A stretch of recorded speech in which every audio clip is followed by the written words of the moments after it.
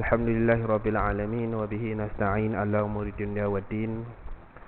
Wassalatu wassalamu ala asyrafil anbiya'i wal mursalin Sayyidina Abil Qasim Muhammad ibn Abdullah Rasulullah sallallahu alaihi wasallam wa ala alihi wa ashabihi ajma'in wa man tabi'ahum bi ihsanin ila yaumiddin. Subhanaka la ilma lana illa ma 'allamtana innaka antal alimul hakim. Rabbi shrah li sadri wa yassir li amri wahlul 'uqdatam min lisani yafqahu qawli, amma ba'd. Qala Rasul sallallahu alaihi wasallam, la tanqudanna 'ural islami 'urwatan 'urwah, fa kullaman taqadat 'urwah tashabbasa an-nasu billati hiya taliha, wa awwaluhunna naqdan lil hukm wa akhiruhunna as-salah. Dimuliakan Puan Nazir, barisan Imam dan Bilal, para pegawai ahli jawatan kuasa Masjid Kampung Salak Tinggi, para asatizah ilmuan, kepimpinan masyarakat, tuan-tuan, puan-puan, ibu-ibu, ayah-ayah, hadirin hadirat ahli jemaah Masjid Kampung Salak Tinggi yang dikasihi dan dirahmati oleh Allah Subhanahu wa taala. Saya mengajak diri saya dan tuan-tuan puan-puan semua untuk sama-sama kita bersyukur kehadrat Allah Subhanahu wa taala.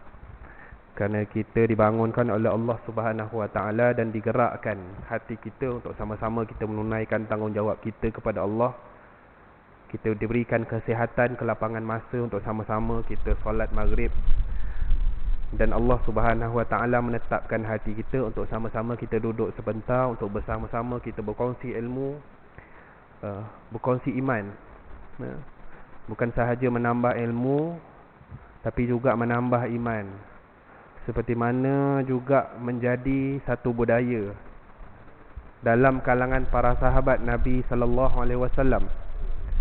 Para sahabat ini mereka suka berkongsi-kongsi nasihat. Sembang-sembang mereka itu adalah sembang yang menambah iman. Dan para sahabat suka saling minta sesama mereka supaya tunggu, supaya dapat berkongsi iman ataupun menambah iman. Mereka suka mengatakan, ijlis bina nu'min sa'ah. Ijlis bina maksudnya duduklah bersama kami, boleh kita beriman sekejap. Maksudnya bukan beriman sekejap, kalau terjemahnya beriman sekejap, boleh kita menambah iman sama-sama. Moga-moga dengan ketetapan hati tuan-tuan dan puan-puan semua untuk duduk dalam majlis ilmu menambahkan iman kita. Moga-moga kita berjumpa dengan Allah Subhanahu wa taala dalam keadaan muslim. Wala tamutunna illa wa antum muslimun. Jangan kamu mati melainkan dalam keadaan Islam. Tuan-tuan puan-puan yang dikasihi dan dirahmati oleh Allah Subhanahu wa taala, sepatutnya malam ni saya sambung kuliah kitab Al-Kabair lah, Al-Imam Az-Zahabi. Tapi memandangkan hari ini adalah 3 Mac 2024, dan saya yakin tuan-tuan puan-puan pun mungkin dah terperasan, ramai asatizah kita dah mula menyebutkan kembali satu tarikh hitam yang cukup bersejarah kepada umat Islam. 3 Mac 1924 merupakan tarikh bersejarah, tarikh hitam bagi umat Islam, di mana secara rasminya khilafah Islam Uthmaniyah dijatuhkan. Khilafah terakhir umat Islam 3 Mac 1924. Hari ini 3 Mac 2024, genap 100 tahun. Kalau kita selalu baca, kita selalu dengar ustaz, para asatizah kita sebut hadis, yang Nabi sallallahu alaihi wasallam kata, walaupun Nabi sallallahu alaihi wasallam merupakan nabi yang terakhir, tapi Nabi kata, innallaha la ba'asa li hazil ummah. Allah Subhanahu wa taala membangkitkan umat ini setiap kali 100 tahun, dibangkitkan seorang mujaddid. Mujaddid iaitu orang yang bukan membawa agama baru, tapi orang yang akan memberikan nafas baru kepada agama kita. Dan kelahiran mujaddid setiap 100 tahun ini adalah jaminan daripada Allah, juga jaminan daripada Nabi sallallahu alaihi wasallam bahawasanya agama ini tidak akan direndahkan, tidak akan dihina selamanya, melainkan akan dijaga oleh orang-orang yang menerima nusrah, orang-orang yang menerima bantuan, panduan, manual daripada Allah Subhanahu wa taala. Mungkin juga mujaddid yang terakhir itu adalah Al-Imam Al-Mahdi rahimahullah, Al-Imam Al-Mahdi. Kita pun tak tahu, kan? Mungkin juga orang yang terakhir itu Al-Mujaddid itu adalah Imam Mahdi sendiri. Wallahu a'lam. Tapi kita dah cerita dah sebelum ni bahawasanya sedekat mana pun kita merasakan kiamat itu dekat dengan kita, kita tak boleh langsung putus asa dengan rahmat Allah. Kita tak boleh langsung berhenti daripada melakukan gerak kerja dakwah, gerak kerja amal ma'ruf nahi mungkar, mengharapkan supaya kiamat itu dilewatkan, kan? Kalau kita tengok tanda-tanda kiamat, semuanya adalah perkara mungkar. Tanda-tanda kiamat kecil, tanda-tanda kiamat besar, banyaknya perzinaan, kan? Orang yang zalim ataupun orang yang khianat diberi amanah. Apa lagi?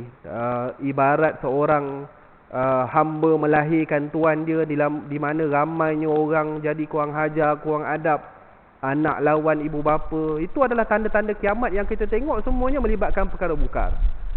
Jadi kita apabila melihat tanda-tanda kemungkaran ataupun kita melihat tanda-tanda kiamat tersebut, bukanlah menjadi manhaj Islam yang betul. Apabila kita tengok, lepas tu kita cakap dalam hati kita, biasalah dah nak kiamat, kan? Biasalah dah nak kiamat, biarkan. Tak boleh. Kita kena ada jiwa kesedaran amar ma'ruf nahi munkar, jiwa rabbani, dan kita hendaklah cuba sedaya upaya mencegah kemungkaran tersebut supaya kemungkaran itu tidak berlaku dengan segala upaya dan kuasa kita.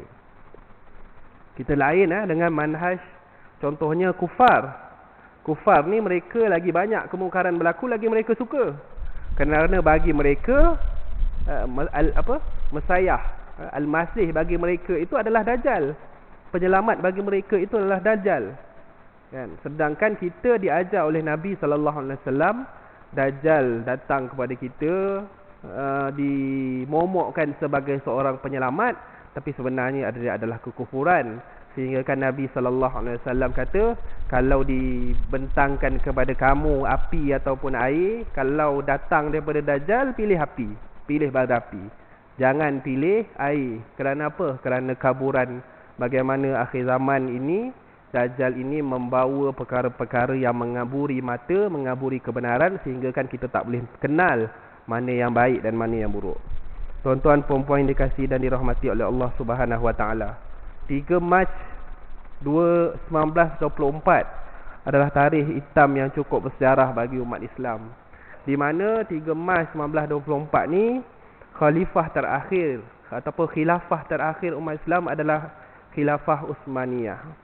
Seperti mana yang kita tahu, ada sebuah hadis daripada Nabi sallallahu alaihi wasallam yang saya bacakan di awal tadi. Nabi sallallahu alaihi wasallam mengatakan, la tanqudanna ural Islam urwatan urwah, akan tertanggal ikatan Islam, ikatan agama Islam itu sedikit demi sedikit, sehingga kan apabila terbatal ataupun terlerainya ikatan pautan Islam itu, maka umat Islam terpaksa berpaut dengan ikatan selepasnya.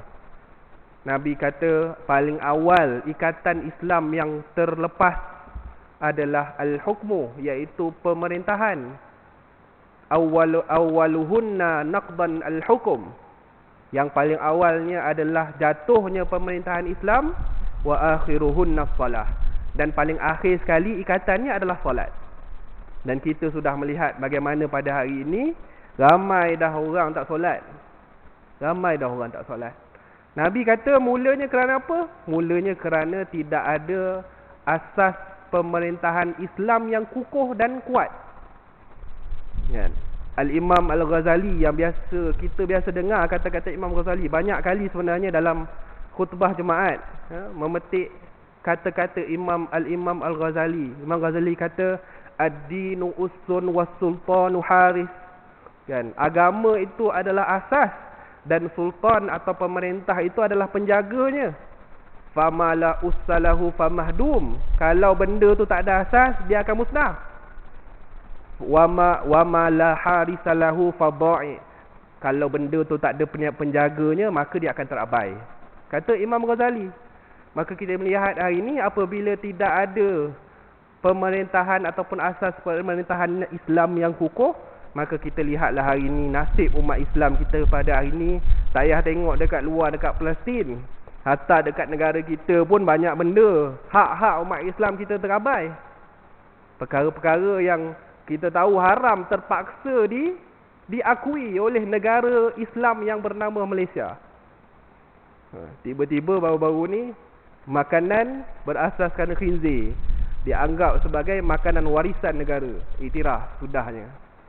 Baca Al-Quran, hurrimat alaikumul maitatu waddamu walahmul khinzir. Kita baca tapi kita tak buat, tapi akhirnya menyebabkan perkara itu diiktiraf oleh negara Malaysia. Belum kira lagi kes-kes yang kita tahu sebelum ni, kes dicabar enactment syariah Islam kan, yang sebenarnya enactment syariah Islam tu adalah sangat berkait rapat dengan agama kita sendiri. Walaupun negara kita ni tak ada hudud dan qisas, tapi didekatkan dengan perkara yang paling dekat dalam agama, ada penguatkuasaan pada jenayah-jenayah Islam.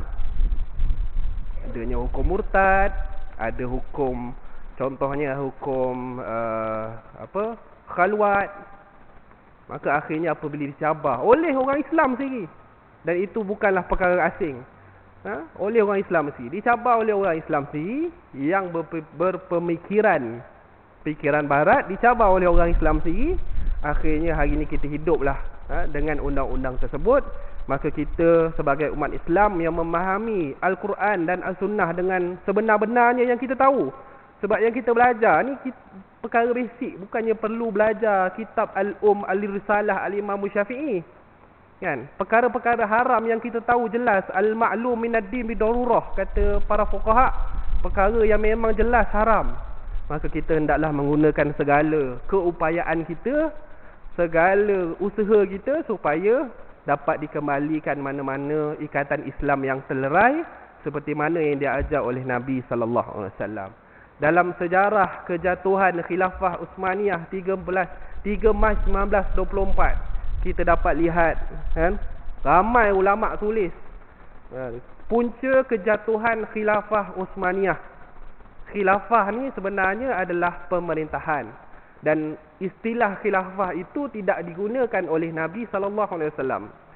Permulaan istilah khilafah itu dimulakan selepas wafatnya Nabi sallallahu alaihi wasallam, dimulakan dengan 4 orang al-khilafah ar-rasyidah, ataupun kita biasa dengar khulafa ar-rasyidin, kan? Sayyidina Abu Bakar, Sayyidina Umar, Sayyidina Uthman dan Sayyidina Ali. Dianggap sebagai khulafa ar-rasyidin, zaman keemasan khilafah, di mana Nabi kata zaman itu adalah zaman yang bersandarkan kepada manhaj nubuwah. Waktu tu cara pemimpin dipilih tu adalah dengan apabila dia mati terus tak ada pemimpin.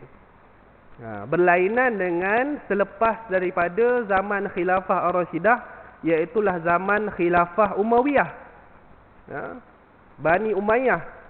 Ketika zaman khilafah Umayyah itu, yang kita tahu pertembungan antara Sayyidina Ali dan Sayyidina Muawiyah menyebabkan muncul fasa pemerintahan khilafah Umayyah yang berlaku bagaimana sistemnya itu adalah sistem beraja. Lepas bapa merintah, lepas tu anak pula. Lain caranya dengan zaman khilafah ar-rasyidin sebelum daripada tu, kerana lepas Sayyidina Abu Bakar tak terus waris kepada Sayyidina Umar, tapi mati dulu. Kemudian orang lain, Sayyidina Abu Bakar dan Sayyidina Umar ni bukannya ahli keluarga yang dekat. Dan selepas daripadanya yang kita tahulah. Maka kita tengok setelah mana diwarisi pemerintahan tersebut oleh Nabi SAW, kita mengatakan pemerintahan Islam ketika itu adalah warisan Nabi SAW. Dan Nabi ni walaupun dia adalah seorang Rasul, Nabi seorang Rasul, orang yang paling dekat dengan Allah Subhanahu Wa Taala, Nabi SAW mengajarkan kepada manusia cara memerintah dan cara kehidupan agama yang betul, Islam sebagai agama hidup. Maka Nabi ajar. Nabi ajar supaya apa? Sekarang ni Nabi ni umurnya pendek. Nabi tahu umur Nabi SAW pendek. Bahkan Nabi kata umur umat aku antara 60 ke 70 tahun, umurnya pendek, kan? Tidak panjang, kan? Dan Nabi SAW, kalaulah khilafah itu bukan warisan daripada Nabi SAW yang perlu diteruskan, maka Nabi tak perlu bersusah payah pergi berhijrah daripada Mekah ke Madinah, kan? Nabi cukup je duduk dekat rumah Al-Arqam bin Abi Al-Arqam. Kita tahu nama tu. Nama sahabat nama Al-Arqam ni adalah seorang sahabat yang menginfakkan rumah dia sebagai tempat dakwah Nabi. Tempat dakwah Nabi mengislamkan sahabat-sahabat, kan? Siapa? Rumah Al-Arqam. Al-Arqam infakkan rumah dia. Kalaulah Nabi SAW cukup, tidak perlu sampai memerintah negara, maka Nabi cukup duduk kat situ je Islamkan orang. Sebab tu kalau kita sebut perjuangan Islam ini, dia tidak terikat dalam masjid sahaja. Kerana kalaulah sekadar terikat dalam masjid saja, maksudnya Nabi duduk kat Mekah je, tanpa perlu bersusah payah pergi berhijrah, sehingga mampu mendirikan sebuah kerajaan Islam di mana rakyatnya adalah, ataupun masyarakat ni adalah masyarakat yang patuh dan taat kepada Allah Subhanahu Wa Taala. Bukan itu sahaja, mereka mampu membina generasi yang soleh dan muslih, generasi yang aman, yang tidak pernah dilihat oleh generasi selepas itu. Kalau kita cerita tentang khilafah Uthmaniyah ni, ada sebahagian anak muda pada hari ini apabila kita cerita tentang tamadun Islam, ni tamadun Islam, Islam buat ini, Islam buat ini, mereka akan cakap, sebahagian anak-anak muda kita, dan saya berjumpa dengan mereka, kadang-kadang mereka kata siap pelekeh lagi. Dia kata apa, ni kita ni tak payahlah nak cerita-cerita tamadun Islam ni, kan? Bukan Islam je ada tamadun. Wah, dia kata bukan Islam, ayat dia ayat pelekeh. Bukan Islam je ada tamadun, tu ada tamadun Rom, ada tamadun Parsi, ada, kan? Bukan Islam je maju. Nampak bagaimana mereka sebenarnya telah disuntik dengan racun-racun serangan pemikiran daripada barat, kan? Bagaimana mereka cuba merendahkan, bagaimana sebenarnya memanglah kita tahu ada tamadun selain daripada Islam, tapi sepatutnya kita kena berbangga dengan tamadun Islam. Walaupun Islam ni dituduh dengan kolot dan jumutnya, tapi Islam mampu membina tamadun, dan tamadun yang paling singkat dibina dalam sejarah dunia. 23 tahun Nabi SAW membina tamadun Islam. Yang tu yang kita kena tengok, kan? Kebanggaan itu yang kita kena tengok. Bukannya tamadun-tamadun lain barat yang menggunakan kuku besi, dictatorship, memerah keringat masyarakat, rakyat, membayar cukai yang tidak masuk akal dan sebagainya. Kalau kita baca bagaimana padri, contohnya golongan agamawan padri daripada Europe ini menggunakan kuasa agama, mengatakan mereka ni adalah wakil Tuhan, semata-mata untuk mencipta naratif dan kefahaman agama yang salah. Ini tamadun, tamadun Eropah, tamadun Rom, akhirnya memunculkan falsafah Yunani yang jauh daripada panduan agama. Tuan-tuan puan-puan dikasihi dan dirahmati oleh Allah Subhanahu Wa Taala. 3 Mac 1924 ni menyaksikan kejatuhan khilafah Uthmaniyah, yang daripada khilafah Ar-Rasyidin berpindah kuasa kepada khilafah Umayyah, kemudian berpindah kuasa kepada khilafah Abbasiyah, dan selepas khilafah Abbasiyah jadilah khilafah Uthmaniyah. Khilafah Uthmaniyah ni sebenarnya adalah bukan orang Arab. Ni kena tahu. Khilafah Uthmaniyah ni dia bukan orang Arab. Bahkan menjadi faktor besar. Khilafah Uthmaniyah ni dijatuhkan kerana masyarakat Islam ketika itu, terutamanya masyarakat Arab, dimomokkan dengan kata-kata apa? Dengan kata-kata, kau tengok tu. Bahasa kita lah ya, bahasa kita mudah dia kata. Kau tengok tu, yang perintah umat Islam hari ni bukan orang Arab, kan? Orang Turki, orang Kurdish. Sepatutnya orang Arab lah yang ada keturunan Nabi ni lah yang perintah umat Islam. Dimomokkan perkara tersebut. Sedangkan Islam ini melangkaui bangsa, melangkaui bangsa. Dan kalau kita tengok dalam Al-Quran pun, dalam surah Muhammad, Allah kata wa in tatawallaw yastabdil qauman ghairakum thumma la yakunu amsalakum. Kalau kamu berpaling daripada Islam, Allah Subhanahu Wa Taala akan tukar kamu. Dan kalau kita tengok masyarakat Arab ketika itu adalah masyarakat Arab yang suka berperang, suka bergaduh, suka berselisih pendapat. Dan perselisihan pendapat itu bukan biasa-biasa, bukan macam kita ni. Gaduh-gaduh, left group WhatsApp, sikit-sikit je tak apa lagi. Ini bergaduh sampai perang. Gaduh bukan biasa punya gaduh. Kan? Jadi pergaduhan mereka tu menyebabkan mereka ni jauh daripada panduan agama. Sehingga kan orang yang benar-benar memperjuangkan Islam itu adalah orang muka Arab. Dan bahkan kalau kita tengok dalam hadis Nabi SAW pun, Nabi SAW pernah satu hadis memberikan kutukan yang dahsyat kepada orang Arab. Bukan nak kata sebab Arab juga adalah keturunan Nabi SAW. Tapi Arab ni kalau kita tengok dalam ilmu psikologi pun dia ada darah panas dia. Kan? Darah panas dia kan, yang kuat melenting, semua benda nak cepat. Kan? Sampai tak ada kita panggil isti'jal, tak ada ketenangan. Kan? Nabi kata al-isti'jalu minasyaitan, suka terkobor gapah ni, semua benda nak cepat ni sebenarnya adalah daripada syaitan. Maka menyebabkan Allah Subhanahu Wa Taala memberikan kuasa pemerintahan tersebut kepada orang yang nak Islam, walaupun mereka ni mungkin berlainan bangsa daripada bangsa Nabi sallallahu alaihi wasallam. Kerana bangsa ini adalah bukanlah tujuan agama, melainkan sesiapa pun boleh masuk ke dalam Islam walaupun berlainan bangsa. Allah kata waja'alnakum syu'uban wa qabaila lita'arafu. Allah, kami ciptakan kamu semua ni pelbagai bangsa, pelbagai kabilah supaya kamu saling berkenal-kenal. Tuan-tuan, puan-puan yang dikasihi dan dirahmati oleh Allah Subhanahu Wa Taala. 1924 kita tengok khilafah Uthmaniyah ini, pengasas dia adalah yang nama pengasas khilafah Uthmaniyah ini yang merampas khilafah sebelum itu, khilafah Abbasiyah, yang ketika itu menjadi kita panggil khilafah yang kalah disebabkan serangan ataupun peperangan demi peperangan, dan dirampas oleh satu khilafah. Kalau kita tengok permulaan khilafah ini, paling awalnya adalah bermula zaman khilafah Ar-Rasyidin. Kemudian apabila berpindah ke zaman khilafah Umayyah, dan khilafah Umayyah tu menggunakan sistem raja. Maksudnya anak warisi tahta. Lepas tu anak pula. Kalau anak tu mungkin tak ada zuriat, dia akan serahkan kepada orang yang paling dekat.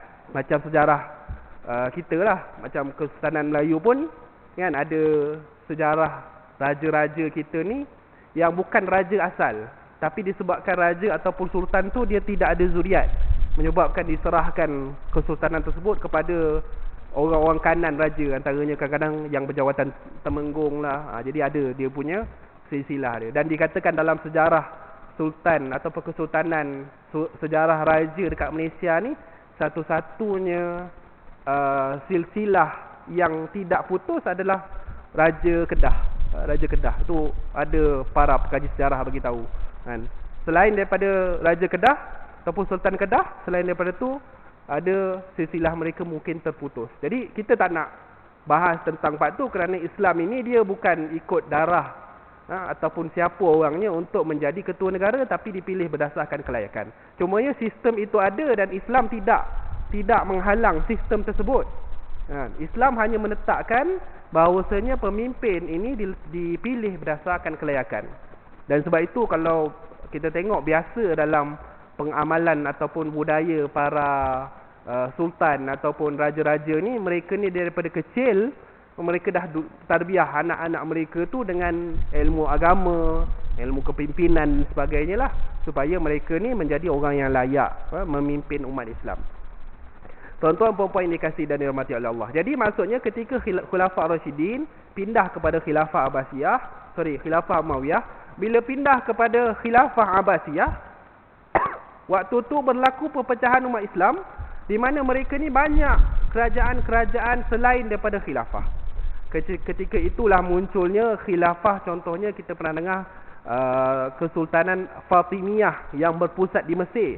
Mesir ketika itu adalah sebuah negara yang sangat kuat pegangan mereka kepada Syiah. sangat kuat pegangan kepada Syiah. Dan elemen-elemen Syiah itu masih kekal di Mesir sampai ke hari ini. Dan kalau kita tengok kenapa Syiah ni dia punya pokok dia punya mazhab itu adalah mereka ni sangat mencintai Ahlul Bait. Sangat mencintai keturunan Nabi sallallahu alaihi wasallam. Jadi kita ni memang cinta keturunan Nabi, tapi cinta kita kepada keturunan Nabi sallallahu alaihi wasallam seperti mana yang dianjurkan oleh Nabi sallallahu alaihi wasallam, cinta kita kepada mereka itu adalah sebagai penghormatan, kecintaan mereka kerana bersambungnya dengan keturunan Nabi sallallahu alaihi wasallam, dan bukannya sampai tahap menganggap mereka ni mampu memberi manfaat ataupun mudarat seakan-akan mereka ni Tuhan. Sampai sanggup mendera diri, contohnya Syiah sini kan, sanggup mendera diri untuk menunjukkan kesedihan mereka kepada Sayyidina Ali yang dipancung kepalanya, dan dikatakan dipisahkan dia punya kepala dan badannya tu hingga di Mesir ada, di Iran ada. Jadi ada macam-macam lah kaul tu, tuan-tuan kena cari sendiri lah. Jadi di Mesir ni kalau kita tengok contohnya universiti di Mesir ni antaranya adalah Universiti Al-Azhar. Universiti Al-Azhar ni asal-asalnya adalah tujuan dia adalah sebagai pusat penyebaran dakwah Syiah. Universiti Al-Azhar, Jamiah Al-Azhar ini kerana mengambil Al-Azhar itu mengambil perkataan Azhar itu diambil daripada anak Nabi sallallahu alaihi wasallam, Fatimah Az-Zahra. Jadi Fatimah Az-Zahra itu ditukar kepada Al-Azhar, dan Jamiah Al-Azhar ini adalah sebenarnya asal-asalnya diwujudkan supaya disebarkan kefahaman Syiah. Jadi pengaruh sampai hari ini, contohnya kalau kita dekat Mesir pun ada yang duduk dekat kubur macam orang Syiah, pukul-pukul badan. Dia orang ahli sunnah kan, dia tak kenal, mungkin dia tak kenal Syiah, tapi mungkin terlampau sedih katnya kan. Setiap kali lalu makam Sayyidina Husain dekat Mesir ni, dekat Kairah ni, dia ada Masjid Sayyidina Husain depan dengan Masjid Azhar. Jadi kat situ ramailah orang. Kalau pergi time Maulid tu, kotor. Kotor dengan air mata, air liur semua. Biasa orang Arab dia punya perangai memang macam tu. Tanya dia. Siap Wan bawa balik dari Mesir. Dia jumpa itu.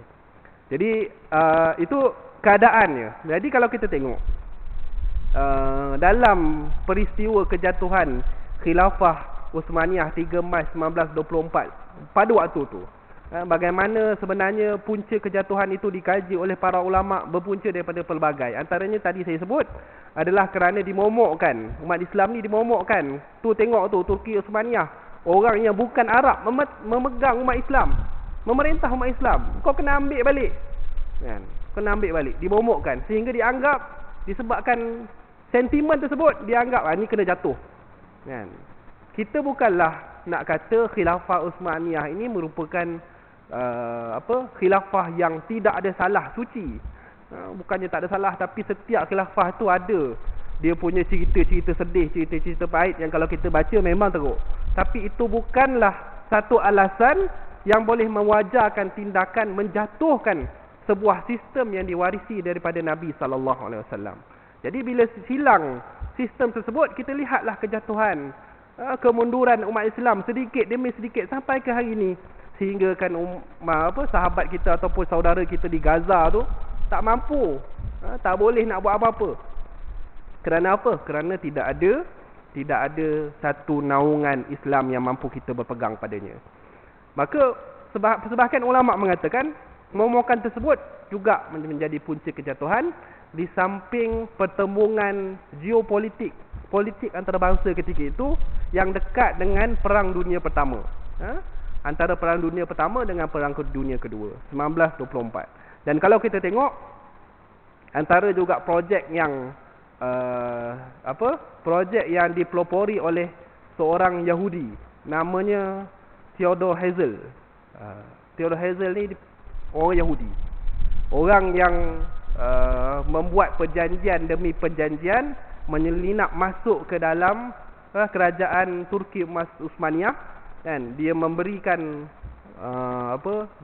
kita panggil menggunakan orang dalam dan untuk mengawal Sultan Hamid kedua ketika itu. Bahkan para sejarah mengatakan pegawai-pegawai kanan Sultan Hamid kedua ketika itu, iaitu Sultan terakhir Turki Osmaniyah, Sultan Hamid kedua ketika itu, dikatakan pegawai-pegawai kanan mereka ni setiap bulan tu dapat 2 gaji. Dapat 2 gaji. Gaji pertama gaji kerajaan Osmaniyah, gaji kedua daripada gaji yang diberi oleh musuh Islam. Sehingga kan apabila jatuh dalam peristiwa menyayat hati digugurkan Sultan Abdul Hamid kedua ni, orang-orang kanan yang menjadi ketua tentera, yang menjadi timbalan ataupun timbalan ketua kerajaan adalah orang yang duduk bersama dan mengumumkan kejatuhan ataupun kemunduran, diumumkan supaya Sultan Abdul Hamid ni diturunkan jawatannya. Ini adalah punca-punca faktor kejatuhan. Di samping kewujudan satu kumpulan yang dipanggil sebagai The Young Turks. The Young Turks. The Young Turks ni maksudnya orang Turki muda. Young Turks. Mereka ni macam kita lah. Dekat sejarah dekat Nusantara ni ada pergaduhan, pertemuan antara golongan muda dengan golongan tua. Golongan muda cuba bawa pembaharuan, golongan tua cuba mengekalkan cara yang ada. Kan? Dulu bergaduh apa? Kat Nusantara ni dulu bergaduh pasal makan bob. Gaduh pasal makan bob. Kan? Banyak benda boleh makan, bob tu yang digaduhnya. Kan? Orang contohlah gaduh. Padahal kalau tak nak makan sudahlah kan. Gaduh pasal hadis Nabi apabila Nabi melihat sahabat memakan bob dan Nabi sallallahu alaihi wasallam tak makan. Ada yang kata tu maksudnya haram. Kan? Dulu sekarang ni kita tak ada isu lah, tapi dulu bergaduh. Nusantara, para ulama golongan muda dan golongan tua gaduh. Maka macam itulah juga berlaku pada The Young Turks ni. Mereka ni adalah golongan muda yang kononnya membawa pembaharuan, dan mereka ni mengkedepankan figura ataupun seorang manusia yang bernama Kamal Atatürk yang kita biasa dengar. Kamal Atatürk seorang sekularis, orang yang nasionalis, memperjuangkan bangsa dia sendiri, nasionalis, dan juga seorang sekular yang akhirnya apabila berjaya dijatuhkan khalifah terakhir Turki Osmaniyah itu, Kamal Atatürk membuat pembaharuan dalam pemerintahannya. Dibuatlah azan ni tak boleh bahasa Arab, kan? Sebab dia nasionalis. Nasionalis maksudnya kalau tak Turki tak boleh. Kena Turki, budaya Turki, semua kena Turki. Jadi azan tu Arab tak boleh. Kan? Yang penting panggilan itu sampai. Kalau kita jadi macam Kamal Atatürk, betul lah otak liberal ni. Apa-apa dia tengok maqasid. Apa-apa dia tengok maqasid. Okey, maqasid azan. Apa maqasid azan? Maqasid azan tu panggil orang. Jadi tak kisahlah bahasa apa pun. Kan? Kalau kita agaknya jumpa Kamal Atatürk, kan? Agaknya dia lagi pandai berhujah daripada kita. Seakan-akan dia ada alasan. Tapi sebenarnya kalau kita tengok Kamal Atatürk ni, cara fikir dia adalah cara fikir yang bukan diajar oleh para ulama. Maka waktu itulah diharamkan tudung, azan kena dalam bahasa Turki, diletakkan sampai ke hari ini undang-undang ataupun perlembagaan Turki diletakkan secara jelas perkataan sekularisme dalam perlembagaan mereka.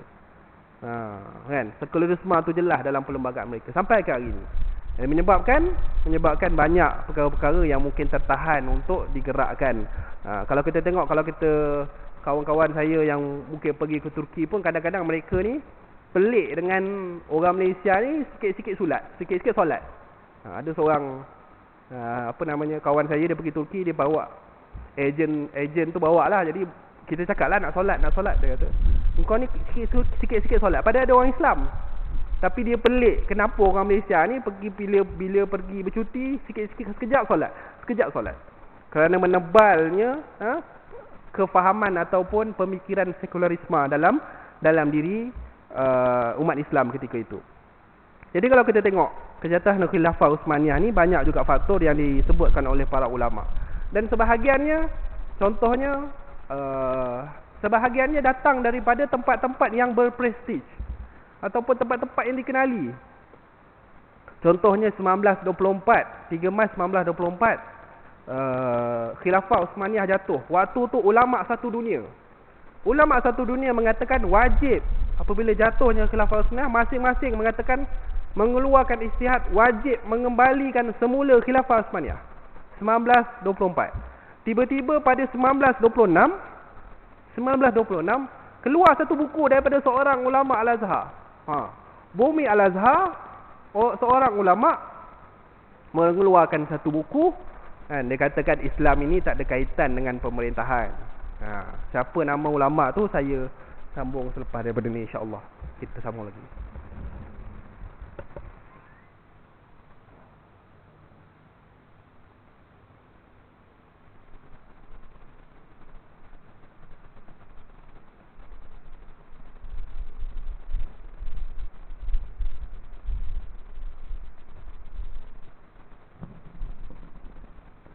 بسم الله من الشيطان الرجيم. سبحان الله والحمد لله ولا إله إلا حول ولا قوة إلا بالله. اللهم صل على سيدنا محمد وعلى آله وصحبه وبارك وسلم يا كريم.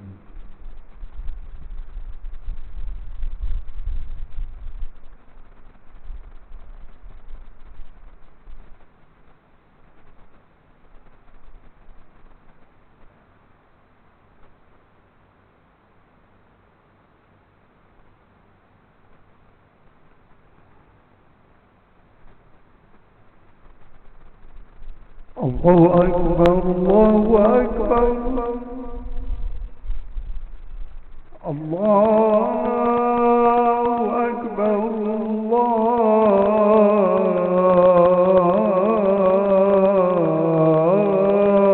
الله أكبر. أشهد أن لا إله إلا الله.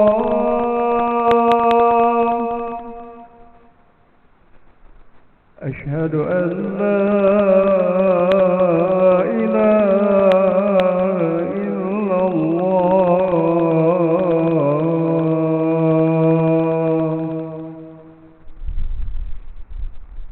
أشهد أن محمدا رسول الله.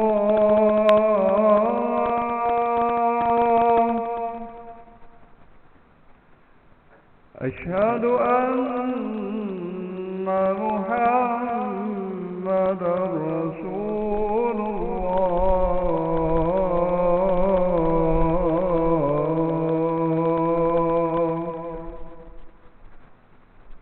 حي على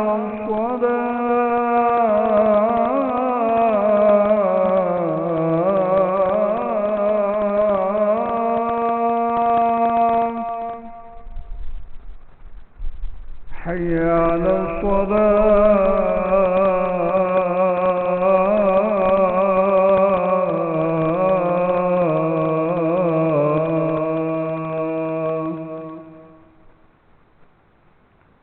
حي على الفلاح.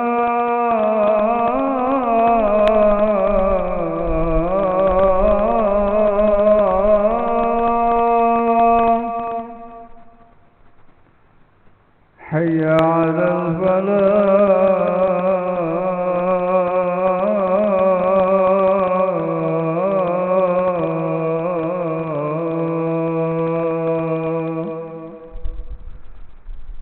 الله أكبر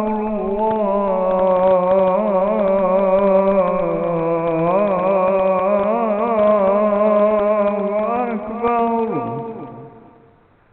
لا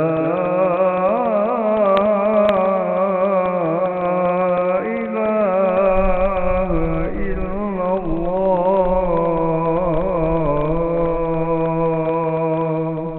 اللهم رب الإسلام والشرع وآت محمد وحيدا وقوم محمد به وعده. صدق الله.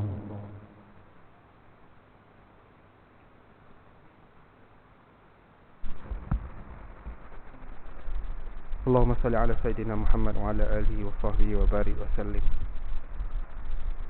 Jadi apabila 1924 Khilafah Uthmaniyah itu dijatuhkan secara rasminya, Maka apabila para ulama seluruh dunia beristihad mengeluarkan fatwa kewajipan umat Islam atas apa cara sekalipun, mengeluarkan duit, menggunakan gerakan-gerakan Islam, gerakan-gerakan dakwah untuk mengembalikan kerajaan Islam Turki Uthmaniyah ataupun kerajaan Islam Uthmaniyah ketika itu, maka kalau kita tengok perancangan musuh Islam, apabila jatuhnya Khilafah Uthmaniyah, dia tak berhenti sampai situ. Mereka sudah mereka ataupun musuh Islam ataupun puak Zionis Israel ini sudah menyediakan ataupun mempersiapkan beberapa cendekiawan Islam sendiri, yang kita biasa dengar sebagai orientalis. Orientalis ni orang pijak pandai, kan, yang secara sejarahnya lahir daripada bumi Al-Azhar, seorang alim yang bernama Syekh Ali Abdul Razik. Syekh Ali Abdul Razik buat satu buku Al-Islam wa Usulul Hukmi, Islam dan Asas Pemerintahan. Dalam tu dia sebutkan bahawasanya Islam ini tidak ada kaitan dengan pemerintahan, tidak ada kaitan dengan politik. Maka tidak perlulah diperjuangkan. Islam ini cukup sekadar solat, memperhambakan diri kepada Allah, mensucikan ataupun tazkiyah, mensucikan hati, cukup sekadar itu. Kerana kan, dia bagi dalil, siap dalil banyak kan, kerana tanggungjawab manusia itu adalah membebaskan diri dia sendiri daripada neraka. Banyak dalil dia.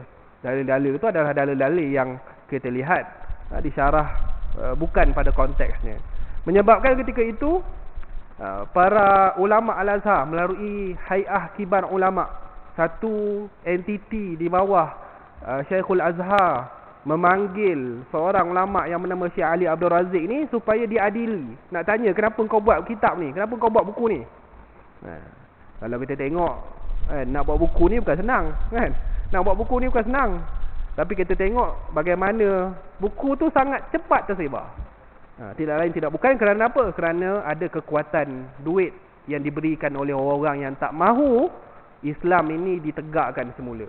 Menyebabkan dipanggil Syekh Ali Abdul Razik ni. Dan waktu tu dikatakan Syekh Ali Abdul Razik ni apabila masuk ke dalam Dewan Hay'ah Kibar Ulama ni, di mana diadili oleh ramai ulama ketika tu, dia masuk, dia bagi salam. Assalamualaikum. Tak ada siapa jawab. Kan? Punya tak sukanya ulama ketika tu dengan pendapat yang dikeluarkan oleh seorang ulama yang bernama Syekh Ali Abdul Razik. Lepas daripada tu ada juga beberapa ulama yang cuba support. Maknanya bukan seorang, ramai. Antara seorang ulama Al-Azhar namanya Khalid Muhammad Khalid. Khalid Muhammad Khalid ni dia buat satu buku Min Huna Nabda. Buku tu tajuk dia Min Huna Nabda. Daripada sini kita mula. Tu maksud dia. Min Huna Nabda. Daripada sini kita mula. Dan waktu tu adalah waktu kemunculan seorang Syekh Islam yang terkenal, Syekh Muhammad Al-Ghazali. Ni bukan Al-Imam Al-Ghazali, bukan. Imam Ghazali ni lama dulu. Ini Syekh Muhammad Al-Ghazali. Namanya, gelarannya Al-Ghazali juga. Syekh Muhammad Al-Ghazali ni adalah seorang ulama Azhar yang terkemuka. Bila keluar je kitab Min Huna Nabda, daripada sini kita mula, dia buat satu buku lain. Dia buat buku lain, dia kata Min Huna Na'lam. Dia buat buku lain. Min Huna Na'lam maksudnya daripada sini kita tahu. Membalas kitab ataupun penyebaran pemikiran sekularisme yang cuba dibawa oleh seorang manusia yang bernama Khalid Muhammad Khalid ni. Akhirnya dikatakan Khalid Muhammad Khalid ni bertaubat lah. Bertaubat dan tapi pencetakan buku tu masih ada sampai ke hari ni. Dan Khalid Muhammad Khalid ni dia bertaubat dan dia buat buku lain pula. Dia buat Suwarus Sahabah Haular Rasul. Dia buat cerita pasal sahabat-sahabat. Dikatakan Syekh Khalid Muhammad Khalid ni dia bertaubat selepas daripada itu. Jadi kalau kita tengok bagaimana Zionis Israel ni yang menggunakan ataupun merancang kejatuhan Khilafah Uthmaniyah ketika itu yang dimulakan oleh Theodor Herzl. Dia mengumpulkan bukan sahaja orang Israel ataupun orang kefahaman Yahudi, dia mengambil juga daripada agama Kristian, di mana mereka pergabungan kesepakatan dua kumpulan, sebahagian kumpulan daripada agama Yahudi, sebahagian kumpulan daripada agama Kristian, mereka inilah bersatu bersepakat menubuhkan Zionis, dan mereka inilah membuat satu resolusi dan buat perancangan-perancangan untuk menjatuhkan umat Islam. Dan inilah yang membenarkan kita tengok dalam Al-Quran, Allah kata, a'udzubillahi minasyaitonirrajim, walan tarda 'ankal yahud wal nasara hatta tattabi'a millatahum. Dan Allah Subhanahu wa taala menggabungkan Yahudi dan Nasrani. Allah kata tidak akan redha. Orang Yahudi dan Nasrani tidak akan redha akan kamu selagi mana kamu tak ikut agama mereka. Ini yang Allah kantoi-kan. Walaupun kalau kita tengok pegangan kaum Yahudi dan pegangan kaum Nasrani ini adalah sangat bertentangan, tak sepakat langsung. Yahudi ni juga dia sentimen dia kepada Kristian lagi kuat daripada sentimen dia kepada Islam. Kalau sekarang ni zaman orang suka buat video-video. Ada satu video ni saya jumpa, dia temu ramah orang Yahudi. Dia tanya, kalau kau kena solat antara dua tempat, masjid ke gereja, a mosque or a church? Tanya dia, mana kau lagi rela? Dia kata bagi kami, dia kata memang masjid tak ada masalah, tapi church memang masalah. Bagi kami masalah, kami tak boleh terima orang Kristian. Jadi aku takkan rela. Kalau terpaksa pilih antara dua tu, dia lagi rela solat dekat masjid. Kerana apa? Kerana Yahudi menganggap Kristian ni sesat. Kerana Kristian ni mempertuhankan Nabi. Tapi Kristian ni pula, dia kata Yahudi ni sesat, jahat, sebab Yahudi ni bunuh para Nabi. Sedangkan Kristian ni adalah satu agama yang sangat-sangat mencintai Nabi, sampai tahap menganggap Nabi itu Tuhan. Itu pegangan asas ataupun fundamental asas kepada agama Kristian. Kalau kita tengok dalam Al-Quran pun, Allah kata ghairil maghdubi alaihim waladdallin, kan? Bukan kita minta Allah bagi nikmat kepada kita, bukan macam bagi hidayah, bukan macam orang Kristian, orang Yahudi yang dimurkai. Kerana orang Yahudi ini adalah membunuh para anbiya, dan dallin itu adalah orang Kristian, orang yang sesat. Kristian ini asasnya adalah cinta. Agama cinta. Agama cinta tanpa batasan. Kita pun agama cinta. Kita tak boleh, ulama ajar kita tak boleh melihat orang yang melakukan maksiat sebagai membenci zat orang yang melakukan maksiat tu, tapi kita benci maksiat yang dia lakukan. Kan? Kita diajar macam tu. Maksudnya cinta kita kepada umat itu, seperti mana diajar oleh Nabi SAW, adalah cinta yang terhad. Kan? Kita diajar supaya cinta kepada ibu bapa, tapi cinta kepada ibu bapa pun ada had. Tapi Kristian tak, cinta tanpa batasan. Cinta tanpa batasan. Jadi terlampau suka dan cinta, akhirnya sampai anggap Nabi itu Tuhan. Yahudi pula benci. Bencinya tu sampai benci melampau, sampai bunuh para anbiya. Tak sukanya mereka kepada para Nabi, dia ikut Nabi yang kena dengan tekak dia. Kalau Nabi ni bawa satu ajaran yang kena dengan tekak dia ikut. Kalau tak kena dengan tekak dia dustakan, akhirnya dibunuh. Ni Allah kata dalam Al-Quran, dalam surah Al-Baqarah. Afakullama ja'akum rasulun bima la tahwa anfusukum istakbartum fafariqan kadzabtum wa fariqan taqtulun. Adakah setiap kali Rasul datang kepada kamu satu ajaran yang tidak kena dengan hawa nafsu kamu, maka kamu pun bongkak, sebahagiannya kamu dustakan, sebahagiannya kamu bunuh. Ini perangai Bani Israel hasil daripada kebencian yang melampau. Kita biasa dengar kalau kalangan kita, kalau benci itu jangan benci sangat, kan? Kalau kita ajar orang, kan? Betul benda tu, agama ajar macam tu.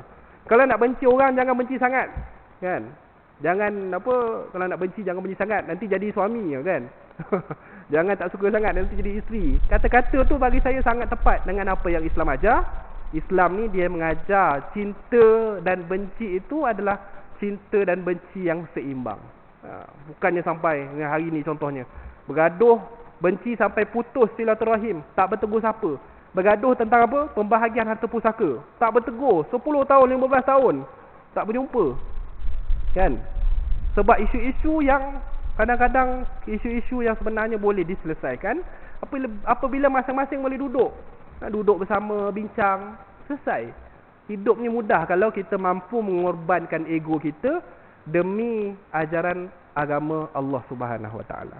Jadi tuan-tuan puan-puan yang dikasihi dan dirahmati oleh Allah Subhanahu Wa Taala, kesimpulan dia untuk malam ni, bersempena dengan tarikh 3 Mac 1924 ni, sama-samalah kita mengenang kembali kegemilangan Islam itu, supaya kita dapat lihat bagaimana berkesannya undang-undang agama Islam, bagaimana berkesannya ajaran Islam dalam membina kehidupan yang aman, dalam membina tamadun Islam yang ceritanya kalau kita baca daripada Al-Quran dan hadis Nabi SAW, kalau kita baca tu kegembiraan, keamanan tu, kalau kita baca pun kita boleh rasa jealous, rasa cemburu. Sebab apa? Kerana zaman-zaman tersebut adalah zaman-zaman yang dipandu oleh agama, dipandu oleh Al-Quran dan hadis Nabi SAW. Moga-moga kita dapat melihat nasib umat Islam dibela. Moga-moga kita dapat melihat kegemilangan umat Islam berada di depan mata kita. Kalau belum sempat sekalipun, cukuplah kita memperjuangkan Islam itu dengan sanak saudara kita, orang yang berdekatan dengan kita, kan, ngajak mereka solat subuh berjemaah ke, kan, ataupun membudayakan amar ma'ruf nahi munkar, nampak kemungkaran kita tegur, nasihat menasihati antara satu sama lain. Ustaz nasihat yang tak ustaz pun boleh nasihat yang ustaz. Tak ada masalah, kerana sifat agama ni Nabi kata ad-dinun nasihah. Agama itu sebenarnya adalah nasihat. Maka nasihat ini dia tidak mengikut situasi ataupun pangkat. Nasihat itu hendaklah sampai kerana tujuan kita nasihat dan menerima nasihat itu adalah patuh kepada agama Allah Subhanahu Wa Taala. Itu saja untuk malam ni. Apa yang salah tu saya minta maaf. Apa yang baik itu datang daripada Allah Subhanahu Wa Taala. Aqulu qawli hadza wa astaghfirullahal azim wa lakum. A'udzubillahi minasyaitonir rajim. Bismillahirrahmanirrahim.